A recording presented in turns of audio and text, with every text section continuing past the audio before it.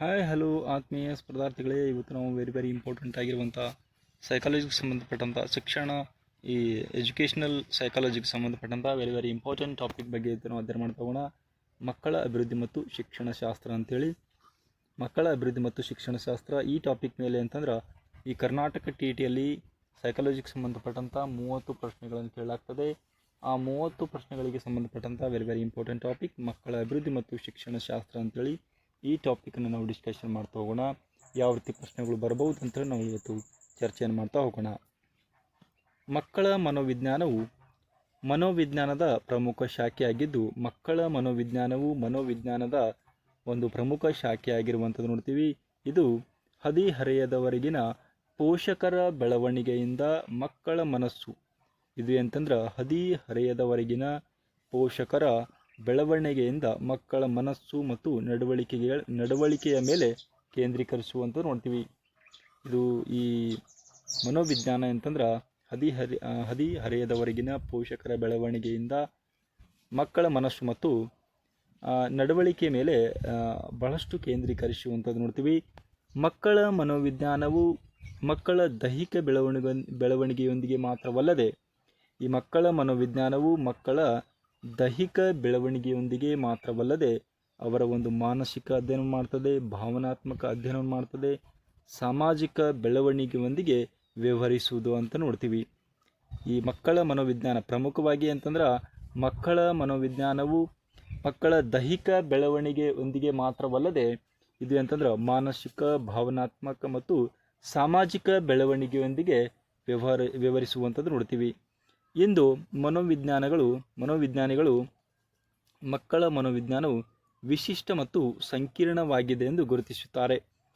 ಪ್ರಸ್ತುತ ಏನಂತಂದ್ರೆ ಮನೋವಿಜ್ಞಾನಿಗಳು ಮಕ್ಕಳ ಮನೋವಿಜ್ಞಾನವು ವಿಶಿಷ್ಟ ಮತ್ತು ಸಂಕೀರ್ಣವಾಗಿದೆ ಅಂತೇಳಿ ಗುರುತಿಸಿದ್ದಾರೆ. ಆದರೆ ಅಭಿವೃದ್ಧಿಯನ್ನು ಸಮೀಪಿಸುವಾಗ ಅವರು ತೆಗೆದುಕೊಳ್ಳುವ ವಿಶಿಷ್ಟ ದೃಷ್ಟಿಕೋನದಿಂದ ಅನೇಕರು ಭಿನ್ನವಾಗಿರುತ್ತದೆ ಅಂತೇಳಿ ಇಲ್ಲಿ ಪ್ರಮುಖವಾಗಿ ಅಧ್ಯಯನ ಮಾಡಿರುವಂಥದ್ದು. ಅಭಿವೃದ್ಧಿಯು ಮಗುವಿನ ಆಂತರಿಕ ಮತ್ತು ಬಾಹ್ಯ ಬೆಳವಣಿಗೆ ಮತ್ತು ಅವನ ಸಾಮರ್ಥ್ಯಗಳ ಹೊರಹೊಮ್ಮುವಿಕೆ ಅಥವಾ ವ್ಯತ್ಯಾಸದ ಪ್ರಕ್ರಿಯೆಯಾಗಿದೆ. ವೆರಿ ಇಂಪಾರ್ಟೆಂಟ್ ನೋಡ್ರಿ. ಪ್ರಮುಖವಾಗಿ ಅಭಿವೃದ್ಧಿ ಅಂತಂದ್ರೆ ಮಕ್ಕಳ ಅಭಿವೃದ್ಧಿ ಅಂತಂದ್ರೆ ಮಗುವಿನ ಆಂತರಿಕ ಮತ್ತು ಬಾಹ್ಯ ಬೆಳವಣಿಗೆ ಮತ್ತು ಅವನ ಒಂದು ಸಾಮರ್ಥ್ಯಗಳ ಹೊರಹೊಮ್ಮುವಿಕೆ ಅಥವಾ ವ್ಯತ್ಯಾಸದ ಪ್ರಕ್ರಿಯೆ ಅಭಿವೃದ್ಧಿ ಆಗಿರುವಂಥದ್ದು ನೋಡ್ತೀವಿ.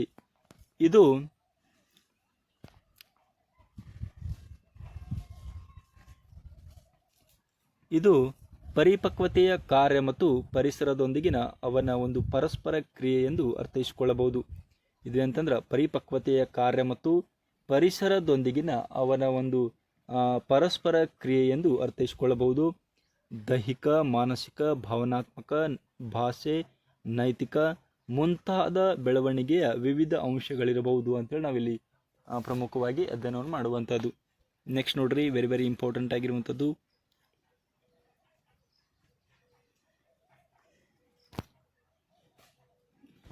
ಅಭಿವೃದ್ಧಿಯು ಮಗುವಿನ ಪರಿಮಾಣಾತ್ಮಕ ಮತ್ತು ಗುಣಾತ್ಮಕ ಬೆಳವಣಿಗೆಯ ಪ್ರಕ್ರಿಯೆ ಮತ್ತು ಕಾಲಾನಂತರದಲ್ಲಿ ಸಾಮರ್ಥ್ಯಗಳ ಹೊರಹೊಮ್ಮುವಿಕೆ ಮತ್ತು ವ್ಯತ್ಯಾಸವಾಗಿದೆ ಅಂತೇಳಿ ನಾವು ಇಲ್ಲಿ ಪ್ರಮುಖವಾಗಿ ಅಧ್ಯಯನ ಮಾಡುವಂಥದ್ದು. ಪ್ರಮುಖವಾಗಿ ಅಭಿವೃದ್ಧಿಯು ಮಗುವಿನ ಪರಿಮಾಣಾತ್ಮಕ ಮತ್ತು ಗುಣಾತ್ಮಕ ಬೆಳವಣಿಗೆಯ ಮೇಲೆ ಬಹಳಷ್ಟು ಪ್ರಕ್ರಿಯೆಯನ್ನು ಒಳಗೊಂಡಿರುವಂಥದ್ದು ಮತ್ತು ಕಾಲಾನಂತರದಲ್ಲಿ ಸಾಮರ್ಥ್ಯಗಳ ಹೊರಹೊಮ್ಮುವಿಕೆ, ಮಕ್ಕಳ ಒಂದು ಸಾಮರ್ಥ್ಯಗಳ ಹೊರಹೊಮ್ಮುವಿಕೆ ಮತ್ತು ವ್ಯತ್ಯಾಸದ ಬಗ್ಗೆ ಅಧ್ಯಯನ ಮಾಡುವಂಥದ್ದೇ ಅಭಿವೃದ್ಧಿ ಅಂತೇಳಿ ನೋಡ್ತೀವಿ. ಇದು ಪರಿಪಕ್ವತೆಯ ಕಾರ್ಯ ಮತ್ತು ಪರಿಸರದೊಂದಿಗಿನ ಪರಸ್ಪರ ಕ್ರಿಯೆಯಾಗಿದೆ. ಇದು ಅಂತಂದ್ರೆ ಪರಿಪಕ್ವತೆಯ ಕಾರ್ಯ ಮತ್ತು ಪರಿಸರದೊಂದಿಗಿನ ಪರಸ್ಪರ ಅಂತಂದ್ರೆ ಕ್ರಿಯೆಯಾಗಿರುವಂಥದ್ದು ನೋಡ್ತೀವಿ. ಸಮಾಜದಲ್ಲಿನ ಮಕ್ಕಳ ಅರಿವಿನ ಬೆಳವಣಿಗೆ, ಸಂಭಾಷಣೆಯ ನಡುವಿನ ಸಾಂಸ್ಕೃತಿಕ ಸಂಬಂಧಗಳು ಈ ಕೆಳಗಿನವುಗಳಲ್ಲಿ ಯಾರನ್ನು ಪೋಷಿಸಬೇಕಾದ ಪ್ರಮುಖ ಆಯಾಮವಾಗಿರುವಂಥದ್ದು ನೋಡ್ತೀವಿ. ನೋಡ್ರಿ, ವೈಗೋಟ್ಸ್ಕಿ, ಪಿಯಾಗೆಟ್, ಕೋಲ್ಬರ್ಗ್, ಎರಿಕ್ಸನ್ ಇವರ ಬಗ್ಗೆ ನಾವು ಸಂಕ್ಷಿಪ್ತವಾಗಿ ಅಧ್ಯಯನ ಮಾಡ್ತಾ ಹೋಗೋಣ.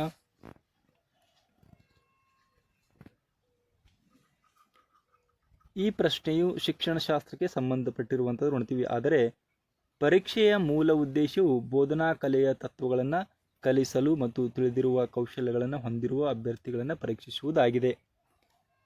ಇದನ್ನು ಅಭ್ಯಾಸದಲ್ಲಿ ಅಂದರೆ ಬೋಧನಾ ಅಭ್ಯಾಸಗಳಲ್ಲಿ ಬಳಸಲಾಗುವುದು ಎಂದು ಅಭ್ಯರ್ಥಿಗಳು ತಿಳಿದಿರಬೇಕು. ಪ್ರಾಯೋಗಿಕ ಜ್ಞಾನವನ್ನು ಆಧರಿಸಿದ ಪ್ರಶ್ನೆಗಳನ್ನು ಈ ಕೆಳಗಿನ ರೀತಿ ಪ್ರಶ್ನೆಗಳಲ್ಲಿ ನಾವು ಎಂದರೆ ಸೇರಿಸಿಕೊಳ್ಳಬಹುದು. ಮೃಗಾಲಯದ ಪ್ರವಾಸವನ್ನು ನಡೆಸುವ ಪರಿಸರ ಅಧ್ಯಯನದ ಶಿಕ್ಷಕರಾಗಿ ಮುಖ್ಯ ಉದ್ದೇಶ ಹೀಗಿರಬೇಕು. ಅಂದರೆ ಮೃಗಾಲಯದ ಒಂದು ಪ್ರವಾಸವನ್ನು ನಡೆಸುವ ಪರಿಸರ ಅಧ್ಯಯನದ ಶಿಕ್ಷಕರಾಗಿ ಮುಖ್ಯ ಉದ್ದೇಶ ಹೀಗಿರಬೇಕಾಗ್ತದೆ. ಕಲಿಯುವವರಿಗೆ ಆನಂದಿಸಿ ಅಂದರೆ ಪರಿಸರ ಅಂತಂದ್ರೆ ಕಲಿಯುವಂಥ ವಿದ್ಯಾರ್ಥಿಗಳಿಗೆ ಆನಂದವನ್ನು ನೀಡುವಂತಿರಬೇಕು. ಅದು ನಿರಂತರ ಕಲಿಕೆಯ ಕಾರ್ಯಕ್ರಮದ ಏಕಾನತೆಯನ್ನು ಬದಲಾಯಿಸುವಂತಿರಬೇಕು. ಕಲಿಯುವವರಿಗೆ ಸಕ್ರಿಯ ಕಲಿಕೆಯ ಅನುಭವಗಳನ್ನು ಒದಗಿಸುವಂತಿರಬೇಕು. ವೆರಿ ಇಂಪಾರ್ಟೆಂಟ್ ನೋಡ್ರಿ. ಶಿಕ್ಷಣದ ಗುಣಮಟ್ಟದಿಂದ ಪೋಷಕರು ಸಂತೃಪ್ತರಾಗಬೇಕು ಎಂಬುದು ಇದರ ಒಂದು ಪ್ರಮುಖ ಉದ್ದೇಶ. ಏನು ಅಭಿವೃದ್ಧಿಯ ಒಂದು ಪ್ರಮುಖ ಉದ್ದೇಶ ಅಂತಂದ್ರೆ ಈ ಪ್ರಾಯೋಗಿಕ ಜ್ಞಾನವನ್ನು ಆಧರಿಸಿ ಈ ರೀತಿ ಪ್ರಶ್ನೆಗಳನ್ನು ನಾವೆಂತಂದ್ರೆ ಈ ರೀತಿ ಅವರ ಒಂದು ಉದ್ದೇಶಗಳನ್ನು ನಾವು ಪ್ರಮುಖವಾಗಿ ಅಧ್ಯಯನವನ್ನು ಮಾಡುವಂಥದ್ದು.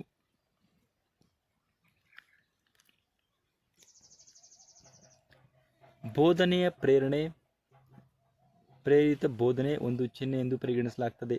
ಬೋಧನೆಯ ಪ್ರೇರಣೆ ಅಂತಂದ್ರೆ ತರಗತಿಯಲ್ಲಿ ತುಂಬ ಶಾಂತವಾಗಿ ಕುಳಿತುಕೊಳ್ಳುವಂಥದ್ದು, ವಿದ್ಯಾರ್ಥಿಗಳನ್ನು ಕೇಳುವಂಥದ್ದು, ಪ್ರಶ್ನೆಗಳನ್ನು ಕೇಳುವಂಥದ್ದು, ತರಗತಿಯಲ್ಲಿ ಗರಿಷ್ಠ ಹಾಜರಾತಿಯನ್ನು ಒಳಗೊಂಡಿರುವಂಥದ್ದು, ಪರಿಹಾರ ಶಿಕ್ಷಕರ ಕೆಲಸವನ್ನು ಈ ರೀತಿ ಅಂತಂದ್ರೆ ಪ್ರೇರಿತ ಬೋಧನೆ ಅಥವಾ ಬೋಧನೆಯ ಪ್ರೇರಣೆಯ ಒಂದು ಚಿಹ್ನೆಯ ಒಂದು ಪರಿಗಣಿಸಲಾಗುವಂಥದ್ದು ನೋಡ್ತೀವಿ. ಈ ರೀತಿಯ ಪ್ರಶ್ನೆಗಳಿಗೆ ವಿಶೇಷ ಗಮನವನ್ನು ನೀಡಬೇಕಾಗ್ತದೆ.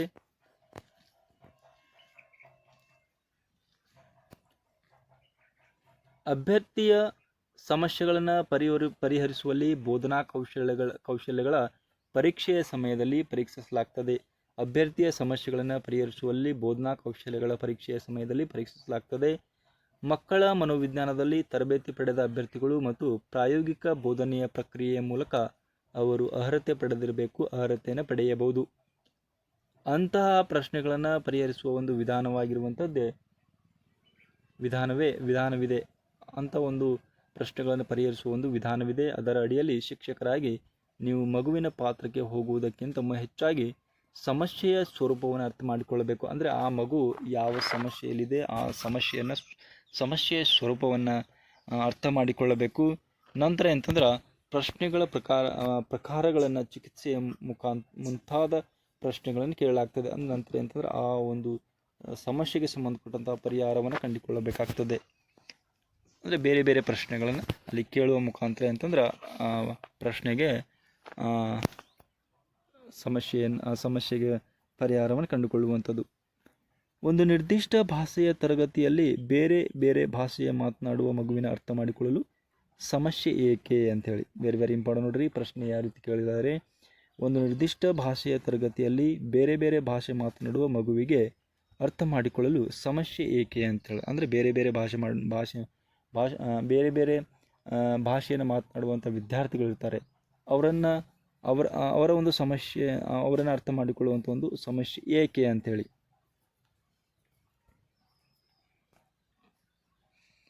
ಇಲ್ಲಿ ಪ್ರಮುಖ ಸಮಸ್ಯೆ ಏಕೆ ಅಂತಂದ್ರೆ ಬೇರೆ ಭಾಷೆ ಕಲಿಯುವ ಆಸಕ್ತಿ ಕೊರತೆ ಇರ್ತದೆ. ಬಹಳಷ್ಟು ಅಂದರೆ ಬೇರೆ ಭಾಷೆ ಕನ್ನಡ ಮಾತನಾಡುವಂಥ ವಿದ್ಯಾರ್ಥಿಗಳು ಬೇರೆ ಬೇರೆ ಭಾಷೆ ವಿದ್ಯಾರ್ಥಿಗಳು ಈ ರೀತಿ ಇರ್ತಾರೆ. ಇಲ್ಲಿ ಅಂತಂದ್ರೆ ಬೇರೆ ಭಾಷೆ ಕಲಿಯುವ ಆಸಕ್ತಿ ಕೊರತೆ ಇರ್ತದೆ. ಎರಡನೇ ಭಾಷೆ ಕಷ್ಟವಾಗ್ತದೆ. ಇನ್ನು ಭಾಷೆ ಮತ್ತು ಎರಡನೇ ಭಾಷೆ ರಚನೆಯಲ್ಲಿ ವ್ಯತ್ಯಾಸ ಕಂಡುಬರುವಂಥ ನೋಡ್ತೀವಿ. ಅವರು ಬೇರೆ ಭಾಷೆಯನ್ನು ಎಚ್ಚರಿಕೆಯಿಂದ ಕಲಿಯುವುದಿಲ್ಲ. ಬೇರೆ ಭಾಷೆಯನ್ನು ಕಲಿಯಲು ಅವರು ಎಂತಂದ್ರೆ ಬಹಳಷ್ಟು ಆಸಕ್ತಿಯನ್ನು ತೋರುವುದಿಲ್ಲ ಅಂತ ನೋಡ್ತೀವಿ. ಈ ಪ್ರಶ್ನೆಗೆ ಉತ್ತರಿಸಲು ಈ ರೀತಿಯ ಒಂದು ಪ್ರಶ್ನೆಗಳಿಗೆ ಉತ್ತರಿಸಲು ನಾವು ಇನ್ನೊಂದು ಭಾಷೆಯನ್ನು ಮಾತನಾಡುವುದಿಲ್ಲ ಅಥವಾ ಅರ್ಥ ಮಾಡಿಕೊಳ್ಳುವುದಿಲ್ಲ, ಏಕೆಂದರೆ ಅದು ನಮ್ಮ ಸ್ವಂತ ಭಾಷೆಯಿಂದ ರಚನೆಯಲ್ಲಿ ವ್ಯತ್ಯಾಸವನ್ನು ಹೊಂದಿದೆ ಎಂದು ನಾವು ಅರ್ಥ ಮಾಡಿಕೊಳ್ಳಬೇಕಾಗ್ತದೆ. ಕನ್ನಡ ಭಾಷೆಯನ್ನು ಮಾತನಾಡುವಂಥ ವಿದ್ಯಾರ್ಥಿಗಳು ಈ ರೀತಿ ಬೇರೆ ಭಾಷೆಯನ್ನು ಅರ್ಥ ಮಾಡಿಕೊಳ್ಳಲು ಆ ಭಾಷೆಯನ್ನು ಮಾತನಾಡಲು ಬಹಳಷ್ಟು ಅಂತಂದ್ರೆ ಸ್ವಲ್ಪ ವ್ಯತ್ಯಾಸ ಕಂಡು ಬರ್ತದೆ. ನಾವು ಅಂತಂದ್ರೆ ಅದನ್ನು ಅರ್ಥ ಮಾಡಿಕೊಳ್ಳಬೇಕಾಗ್ತದೆ. ಆದ್ದರಿಂದ ನಾವು ಪ್ರಾಯೋಗಿಕ ಭಾಗವನ್ನು ಅರ್ಥ ಮಾಡಿಕೊಂಡ್ರೆ ಅಂತಹ ಪ್ರಶ್ನೆಗಳನ್ನು ಸುಲಭವಾಗಿ ಪರಿಹರಿಸಬಹುದು. ನಾವು ಪ್ರಾಯೋಗಿಕ ಭಾಗವನ್ನು ಅರ್ಥ ಮಾಡಿಕೊಂಡ್ರೆ ಅಂತಹ ಪ್ರಶ್ನೆಗಳನ್ನು ಸುಲಭವಾಗಿ ಪರಿಹರಿಸಬಹುದು ಅಂತ ನೋಡ್ತೀವಿ. ಶಿಕ್ಷಣಶಾಸ್ತ್ರದ ಪ್ರಶ್ನೆಗಳು ಕಲಿಕೆಯ ಪ್ರಕ್ರಿಯೆಯಲ್ಲಿ ನಿಮ್ಮ ದೃಷ್ಟಿಕೋನ ಏನು ಎಂಬುದರ ಮೇಲೆ ಕೇಂದ್ರೀಕರಿಸುತ್ತದೆ ಅಂತೇಳಿ ನಾವಿಲ್ಲಿ ಪ್ರಮುಖವಾಗಿ ಅಧ್ಯಯನ ಮಾಡುವಂಥದ್ದು. ನಿಮ್ಮ ಆಸಕ್ತಿಯನ್ನು ಪರಿಶೀಲಿಸಲಾಗ್ತದೆ. ಇದು ನಿಮ್ಮ ಬೋಧನಾ ವಿಧಾನವನ್ನು ನಿರ್ಣಯಿಸುವಂಥದ್ದು ನೋಡ್ತೀವಿ. ಹಾಗೆ ನೀವು ನೆಕ್ಸ್ಟ್ ನೋಡ್ರಿ, ಯಾವ ರೀತಿ ಪ್ರಶ್ನೆ ಇದೆ ಅಂಥೇಳಿ, ನೀವು ಶಿಕ್ಷಕರಾಗಲು ಏಕೆ ಬಯಸುತ್ತೀರಿ ಅಂಥೇಳಿ. ಪ್ರಮುಖವಾಗಿ ಶಿಕ್ಷಕನಿಗೆ ಸಂಬಂಧಪಟ್ಟಂಥ ಇದೊಂದು ಪ್ರಶ್ನೆ. ಯಾವ ರೀತಿ ಪ್ರಶ್ನೆ ಅಂತಂದ್ರೆ, ನೀವು ಶಿಕ್ಷಕರಾಗಲು ಏಕೆ ಬಯಸುತ್ತೀರಿ ಅಂಥೇಳಿ. ಇಲ್ಲಿ ಆದರ್ಶ ಸಮಾಜ ಕಟ್ಟಲು ಶಿಕ್ಷಕರಾಗಲು ಬಯಸುವಂಥದ್ದು ನೋಡ್ತೀವಿ. ಆದರ್ಶ ಸಮಾಜವನ್ನು ಕಟ್ಟಲು, ಆದರ್ಶ ಪ್ರಜೆಯನ್ನಾಗಿ ಅವರ ನಿರ್ಮಾಣ ಮಾಡಲು, ಸಮಂಜಸವಾದ ಉದ್ಯೋಗವನ್ನು ಸಾಧಿಸಲು, ಉದ್ಯೋಗವನ್ನು ಪಡೆದುಕೊಳ್ಳಲು, ದೇಶವನ್ನು ವಿದ್ಯಾವಂತರನ್ನಾಗಿ ಮಾಡಲು, ದೇಶವನ್ನು ವಿದ್ಯಾವಂತರನ್ನಾಗಿ ಮಾಡಲು ನಾವು ಶಿಕ್ಷಕರಾಗಲು ಬಯಸುತ್ತೇವೆ. ಇದು ತುಲನಾತ್ಮಕವಾಗಿ ಸುಲಭವಾದ ಕೆಲಸವಾಗಿರುವಂಥದ್ದು. ಹಾಗಾಗಿ ನಾವು ಶಿಕ್ಷಕರಾಗಲು ಬಯಸುತ್ತೇವೆ ಅಂತೇಳಿ ನಾವು ಈ ರೀತಿ ಪ್ರಮುಖವಾಗಿ ವಿದ್ಯಾರ್ಥಿಗಳಲ್ಲಿ ನಾವು ಈ ರೀತಿಯ ಪ್ರಶ್ನೆಗಳನ್ನು ನೋಡ್ತೀವಿ. ಈ ರೀತಿಯ ಒಂದು ಪ್ರಶ್ನೆಗಳಲ್ಲಿ ಬೇರೆ ಬೇರೆ ಉತ್ತರಗಳನ್ನು ನಾವು ನೋಡುವಂಥದ್ದು. ಓದುವ ಕೌಶಲ್ಯಗಳನ್ನು ಮೌಲ್ಯಮಾಪನ ಮಾಡಲು ನೀವು ಏನು ಮಾಡ್ತೀರಿ ವೆರಿ ವೆರಿ ಇಂಪಾರ್ಟೆಂಟ್ ನೋಡ್ರಿ. ಪ್ರಶ್ನೆ ಯಾವ ರೀತಿ ಅಂದರೆ, ಪ್ರಮುಖ ಪ್ರಶ್ನೆಗಳನ್ನು ಇಲ್ಲಿ ಕೇಳ್ಕೊತಾ ನಾವಿಲ್ಲಿ ಅದರ ಒಂದು ಅಧ್ಯಯನ ಮಾಡ್ತಾ ಇದ್ದೀವಿ. ಓದುವ ಕೌಶಲ್ಯಗಳನ್ನು ಮೌಲ್ಯಮಾಪನ ಮಾಡಲು ನೀವು ಏನು ಮಾಡ್ತೀರಿ ಅಂತಂದ್ರಿ. ಇಲ್ಲಿ ನೋಡ್ರಿ, ವೆರಿ ವೆರಿ ಇಂಪಾರ್ಟೆಂಟ್ ಆಗಿರುವಂಥ ಪ್ರಶ್ನೆ. ಇಲ್ಲಿ ಯಾವ ರೀತಿ ಉತ್ತರವನ್ನು ಕೊಡಲಾಗ್ತದೆ, ಓದುವ ಸಾಮರ್ಥ್ಯ ಯಾವ ರೀತಿ ಇರ್ತದೆ, ಓದುವ ಸಾಮರ್ಥ್ಯವನ್ನು ಮೌಲ್ಯಮಾಪನ ಮಾಡುವಂಥದ್ದು ಯಾವ ರೀತಿ. ನೀವು ಉಚ್ಚಾರಣೆಯನ್ನು ಪರಿಶೀಲಿಸಲು ಗಟ್ಟಿಯಾಗಿ ಓದಲು ಮಕ್ಕಳಿಗೆ ಹೇಳುವಂಥದ್ದು. ಒಬ್ಬ ಶಿಕ್ಷಕರಾಗಿ ಮಕ್ಕಳಲ್ಲಿ ಓದುವ ಕೌಶಲ್ಯಗಳನ್ನು ಮೌಲ್ಯಮಾಪನ ಮಾಡಲು ನೀವು ಏನೇನು ಮಾಡ್ತೀರಿ ಅಂತೇಳಿ. ಅಂದರೆ ಶಿಕ್ಷಕರಿಗೆ ಸಂಬಂಧಪಟ್ಟಂಥ ಒಂದು ಪ್ರಶ್ನೆ ಇದು. ನೀವೇನು ಮಾಡಬೇಕಂತಂದ್ರೆ, ಶಿಕ್ಷಕರಾದವರು ಉಚ್ಚಾರಣೆಯನ್ನು ಪರಿಶೀಲಿಸಲು ಗಟ್ಟಿಯಾಗಿ ಓದಲು ಮಕ್ಕಳಿಗೆ ಹೇಳಿಕೊಡುವಂಥದ್ದು, ಜೋರಾಗಿ ಓದುವಂಥದ್ದು, ಗಟ್ಟಿಯಾಗಿ ಓದಲು ಮಕ್ಕಳಿಗೆ ಹೇಳುವಂಥದ್ದು.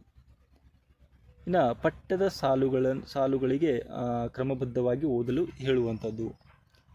ಕಲಿಸಿದ ವಸ್ತುಗಳ ಮೇಲೆ ಪ್ರಶ್ನೆಗಳನ್ನು ಮಾಡಲು ಅಂದರೆ ನಾವು ಪಾಠ ಮಾಡುವಂಥ ಸಂದರ್ಭದಲ್ಲಿ ಮಕ್ಕಳನ್ನು ಪ್ರಶ್ನೆ ಮಾಡಲು ಅವರಿಗೆ ಪ್ರೇರೇಪಿಸುವಂಥದ್ದು ನೋಡ್ತೀವಿ ಈ ರೀತಿ.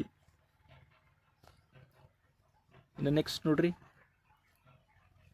ಕಲಿಸಿದ ವಸ್ತುವಿನ ಮೇಲೆ ಕೇಳಲಾದ ವಾಸ್ತವಿಕ ಪ್ರಶ್ನೆಗಳನ್ನು ಕೇಳುವಂಥದ್ದು. ಅಂದರೆ ಕಲಿಸಿದ ವಸ್ತುವಿನ ಮೇಲೆ ಕೇಳಲಾದ ವಾಸ್ತವಿಕ ಪ್ರಶ್ನೆಗಳನ್ನು ನಾವು ಕೇಳಿ ಆ ಒಂದು ಮಕ್ಕಳಲ್ಲಿ ಓದುವಂಥ ಕೌಶಲ್ಯವನ್ನು ನಾವು ಮೌಲ್ಯಮಾಪನ ಮಾಡುವಂಥದ್ದು, ಈ ರೀತಿ ಮೌಲ್ಯಮಾಪನ ಮಾಡುವಂಥದ್ದು.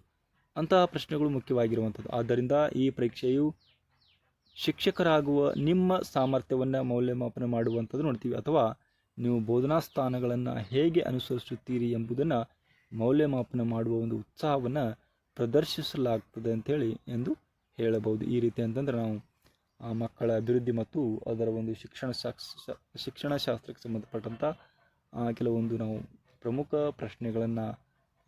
ಪ್ರಶ್ನೆಗಳೊಂದಿಗೆ ನಾವು ಅದರ ಒಂದು ಉತ್ತರಗಳನ್ನು ನೋಡ್ತಾ ಹೋದೇವೆ. ಈ ವಿಡಿಯೋ ನಿಮಗೆ ಇಷ್ಟವಾದರೆ ಲೈಕ್ ಮಾಡಿರಿ, ಶೇರ್ ಮಾಡಿರಿ ಮತ್ತು ಸಬ್ಸ್ಕ್ರೈಬ್ ಮಾಡಿಕೊಳ್ಳಲು ಮರೆಯದಿರಿ ಅಂತ ಹೇಳ್ತಾ ಧನ್ಯವಾದಗಳು.